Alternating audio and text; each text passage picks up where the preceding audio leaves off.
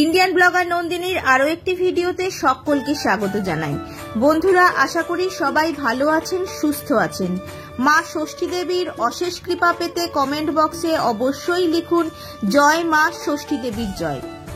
এই পর্বের বিষয় হলো এই বছর অর্থাৎ 2025 সালে বাংলার 1431 বঙ্গাব্দে অশোক ষষ্ঠীর ব্রত কবে, পূর্ণাঙ্গ সময়সূচি, অশোক ষষ্ঠীর ব্রত পালনের নিয়ম, অশোক ষষ্ঠীর ব্রত পালন করলে ব্রতী কি খেতে পারবেন, অশোক ষষ্ঠীর ব্রতের পূজার উপকরণ সবকিছুই জানবো এই ভিডিও থেকে। তার আগে ইন্ডিয়ান ব্লগার নন্দিনী চ্যানেলটিকে সাবস্ক্রাইব করে বেল আইকনটি প্রেস করতে ভুলবেন না। লাইক, কমেন্ট এবং শেয়ার করে দেবেন।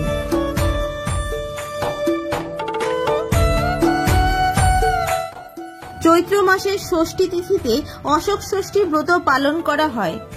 সন্তানের দীর্ঘায়ুর জন্য মায়েরা এই ব্রত পালন করে থাকেন। অশোক ফুল ও মুগ কলাই দুই সহযোগে এই ব্রত পালন করা হয়ে থাকে।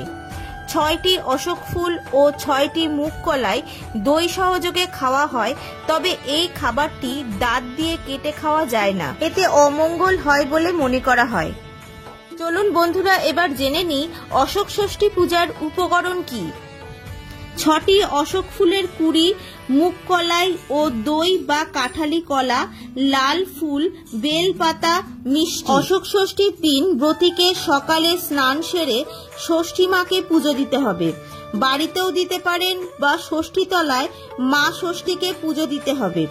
এরপর 6টি মুগ কলাই ও 6টি অশোক ফুল দই ও কাঁঠালি কলার সহযোগে মাখতে হবে এবং মিশ্রণটি এক ঢোকে গিলে ফেলতে হবে জলের সাহায্যে।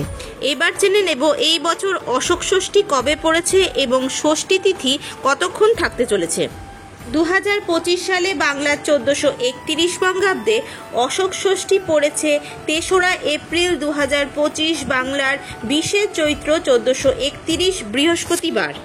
অশোক ষষ্ঠী পূজার ষষ্ঠী তিথি শুরু হচ্ছে 2রা এপ্রিল 2025, বাংলার 19 চৈত্র 1431 বুধবার, শেষ রাত 5:15 এবং তিথি সমাপ্ত হবে 3রা এপ্রিল 2025, বাংলার 20 চৈত্র 1431 বৃহস্পতিবার, রাত 3:18। চলুন বন্ধুরা, এবার জেনে নেওয়া যাক অশোক ষষ্ঠীর দিন ব্রতী কি খেতে পারবেন। অশোক ষষ্ঠীর আগের দিন অবশ্যই সংযম পালন করতে হবে এবং নিরামিষ আহার গ্রহণ করতে হবে। অশোক ষষ্ঠীর দিন পূজা সম্পন্ন হবার পর লুচি পরোটা খাওয়া যেতে পারে, এতে কোনো বাধা নেই। ফল ও মিষ্টি খেতে পারেন, তবে ভাত ও রুটি খাওয়া যাবে না। অশোক ষষ্ঠীর দিন ধানের তৈরি জিনিস যেমন মুড়ি, খই, চিড়ে খাওয়া যাবে না।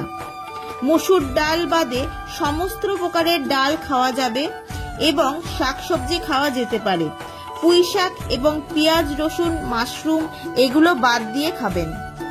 আজকের ভিডিওটি আপাতত এই পর্যন্তই। ভালো লাগলে অবশ্যই লাইক, কমেন্ট এবং শেয়ার করে দেবেন। সবাই খুব ভালো থাকবেন, সুস্থ থাকবেন। দেখা হচ্ছে আবার পরবর্তী ভিডিওতে।